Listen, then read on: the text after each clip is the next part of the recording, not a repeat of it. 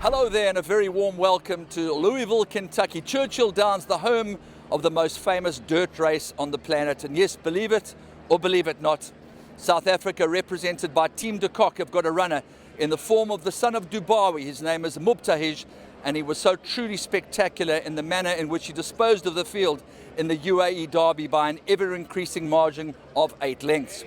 He was ridden by Christophe Soumillon on that occasion, and he will once again be ridden by the Belgian Frenchman. Take a look at the people arriving here at the racetrack. They've already run race 1, but there are 13 races in the program on the most famous day in American thoroughbred horse racing.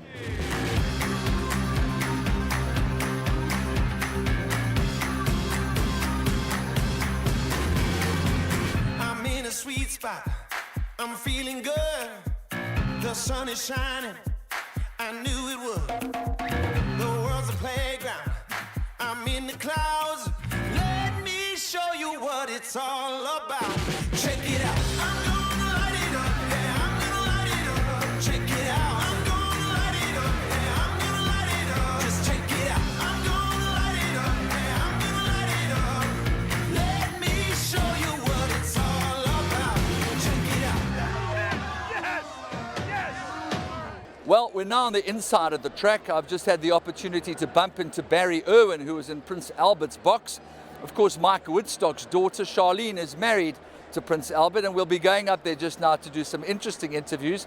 In the meantime, Barry Irwin, who's got a runner in race 6, will have a chance to catch up with him to get his overview of how he thinks things will map out here at Churchill Downs. I think American Pharoah is a sensational horse. Kind of reminds me of Seattle Slew, the way he strides out. He's very powerful. He won a race in the mud in Arkansas that was as good a race of a 3-year-old leading up to the Derby as I've ever seen. Dortmund, obviously, he's a big, strong, strapping horse. There's talk that he'll go to the front. Do you think Bob Baffert's got it figured out? I think he needs to be close up because he's so big, and I think this is a kind of field that's big, and he might have trouble weaving his way through it. I've seen him run a few times, and he's got a kick and then another kick. So he's a horse to be reckoned with, but the other horse, I think, has superior talent. I'm sure you'll have some very, very vivid memories of what has happened today. What are your expectations of the day when you got in your car and you came to the track this morning? Yeah, you know, the amazing thing about the whole thing, and I'm sure Graham would tell you the same thing, is that it's almost, it got to the point where we both came up with the same word to describe it, which was surreal. It's like all these things that we did not plan just fell into place, and everything worked our way, from the jockey to breezing on the dirt beforehand. It's like everything worked out beautifully for him. I wanted to see American Pharoah run and see if he's as good as I thought he might be. This Derby, I think, might be the best one we've seen in many, many years. It's not your average one. There are 2 fantastic horses. There's a couple of other horses that might be pretty darn good too. So I'm anxious to see, you know, in terms of competition, how it all comes out.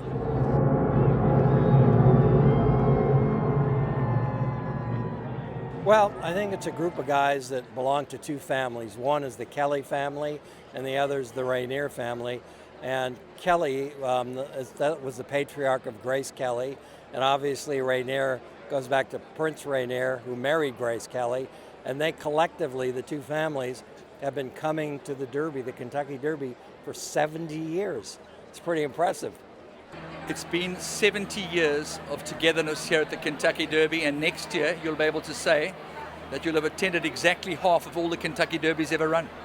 Yes, you know, it's a tradition that goes back to 1946 when our grandfather, my cousins are here also on the Kelly side of the family. My grandfather, John B. Kelly, initiated with a few of his family and friends the first Kelly Derby trip. And so this is known to all of us and all of our friends as the Kelly Derby trip. And I'm very proud to be part of this tradition. It's really wonderful. It's all about friendship and about having a great time here together at Churchill Downs and in Louisville. The fact that there are also horses from all over the world, and there's a South African trained horse in the Derby today that will be very interesting to see, and a very warm atmosphere. I have no shadow of doubt that if I had to ask your wife the question, that she would wear her heart on her sleeve and be patriotically supporting of Mubtaahij. Have you got a particular fancy in this year's Kentucky Derby? Well, I think Mubtaahij is a very interesting horse, and it's going to be fascinating to see how it does against some experienced horses here. And it's beautiful weather, and the track's in great condition, and so I think we're basically here to have a great time and to enjoy the whole experience. Well, I sincerely hope that when you do come back to South Africa at any given time, that we'll have the opportunity to chat to you on home soil. But please convey our best wishes to Charlene and the christening next week, and have a safe trip back tomorrow on your special plane. I will. Thank you very much. I'm sorry she's not here with us, but of course she's looking after the babies. But I'm very happy to have my father-in-law, Mike Woodstock, here. I think he's enjoying also this great experience, and I will convey those best wishes. Thank you very much. Welcoming the Woodstocks into the family has just been wonderful, and the link of thoroughbred racing with the Woodstocks is just wonderful. So it's been a great connection.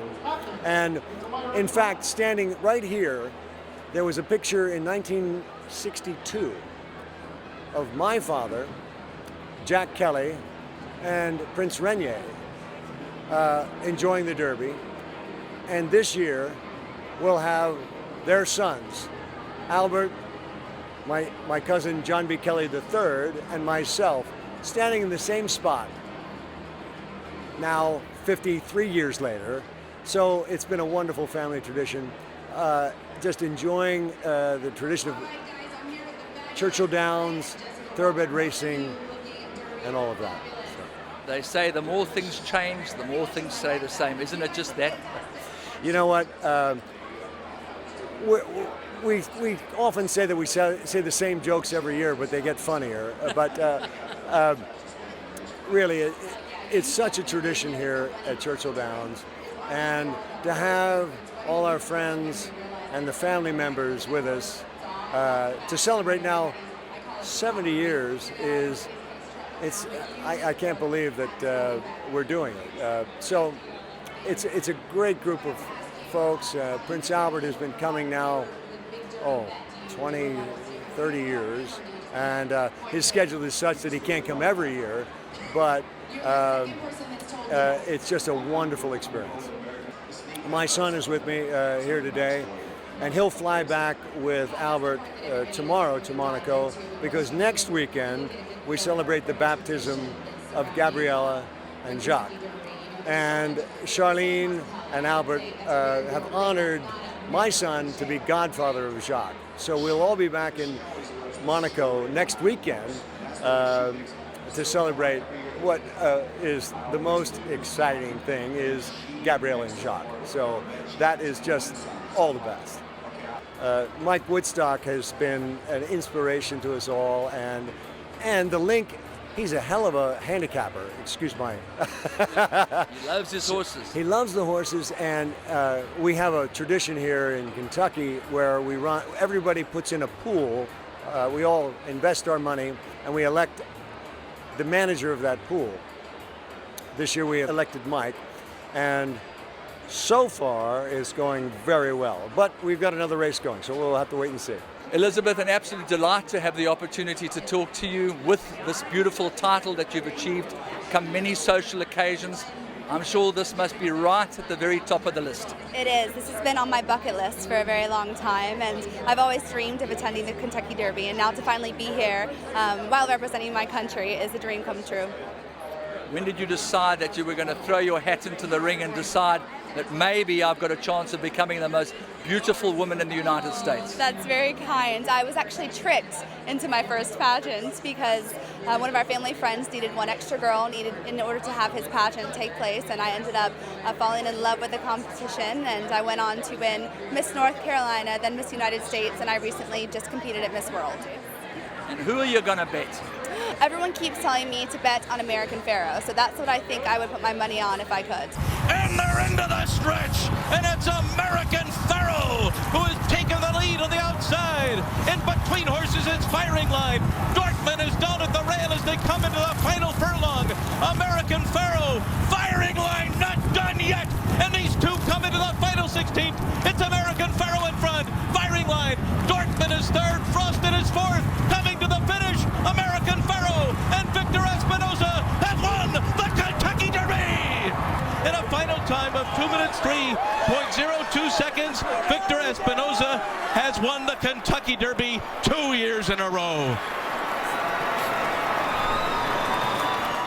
Obviously, we'd like to have been a lot more competitive, but I think considering what the horse has been through and looking at these horses, I mean, I've been watching American Pharaoh's preps. This is a monster. And in fact, I think the first three horses are just phenomenal horses. And when you look at them in the parade ring and you look at your horse and you know that you're probably not there yet. In a year's time, I wouldn't be afraid to take them on. I really know that I've got a nice horse and he's a pup.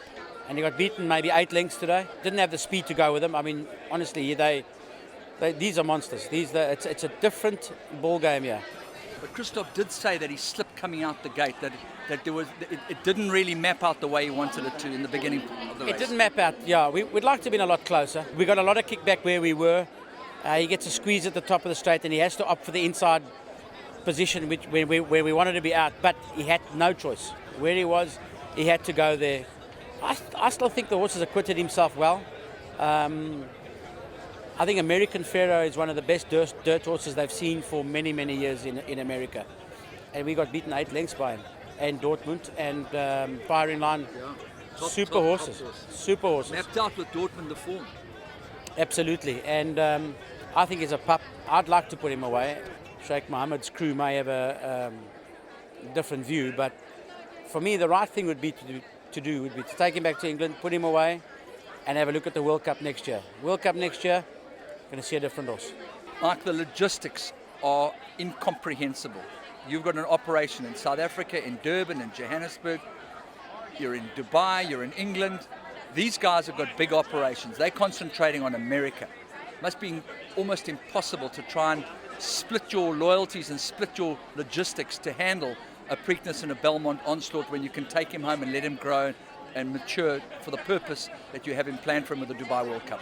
Andrew, look, firstly, there's no point in going onto the Preakness if you can't win. We can't win. We can't beat American Pharaoh or the first 3 horses. The best we're going to do is run 4th. I don't see any point in that. Logistics-wise, the amount of people that have been involved. I mean, I'm not Godolphin, because I don't have their resources or any of these other big operations. We're just our own little operation, backed up by Sheikh Mohammed bin Khalifa. It's not a small thing, You've seen all the people that are around. Everyone's tried their best. Everyone's done their little bit. Fantastic support coming out here. Warren and Wendy come out to watch them. Gio. Soldiers. We had no run today. I mean, it was just Anyway, we won't even cross that bridge. But, it's just... It's really heartwarming and it's a privilege to be part of what has happened here. It hasn't happened for us, but that doesn't mean to say that it's never going to happen for us. I think we've learned something. You've got your taste. We've had a taste. We might approach things slightly differently next time, in that we might come in here and train here and ship quite soon after the Derby. I might do that. I think that might be the better way. But you know what? We learned. I think we've learned from defeat. To put the lid on it, Michael, I've had the privilege of traveling with you since 2002. I know the pressure mounts. I know we get older, but we would like to say thank you for accommodating us, for opening your yard to us, for embracing the opportunity of covering one of the great races of the world. And it's been a pleasure. I really value the support of South Africa, and while it didn't happen for us today, we got a good exposure out of it at the end of the day. It was. The Boks don't always win. The coaches don't always win. Sure, that doesn't mean to say we need to beat ourselves up. Yeah. We certainly know what we need to do in the future when we come back here. Maybe approach things a little differently. Maybe a different type of horse. These American dirt horses are just another breed, another league. I'm actually in awe of them. The horses that I've seen here today were just super athletes. Big, strong, fast, stamina. I'm actually more in awe of these horses than I've been ever in my life of any horses. I've never seen animals like this. I've never seen animals that can maintain speed like this and still finish. Unbelievable. Great learning curve. Did you have a chat to your new best friend, Bob Baffert? Yeah, I've actually, he's a good man, Bob, and we've had quite a bit of banter between us over the last few days, and got quite friendly with each other. And he's a machine, Bob. He does the job, and there's no seconds with him. At the end of the day, Bonsky, there were 18 horses in the race. Every other suite is empty, and the Mubtaahij suite is full. So I think that tells you a phenomenal story, that at the end of the day, no matter what, the sport is a wonderful thing. We are here to enjoy ourselves. You only get a few shots at this, so take full advantage. The thing that worries me is I cannot even begin to imagine what would have happened had we won. Frankly, I think the result would almost be the same, because we frankly feel the same way. Look, I think Mubtaahij ran a very good race.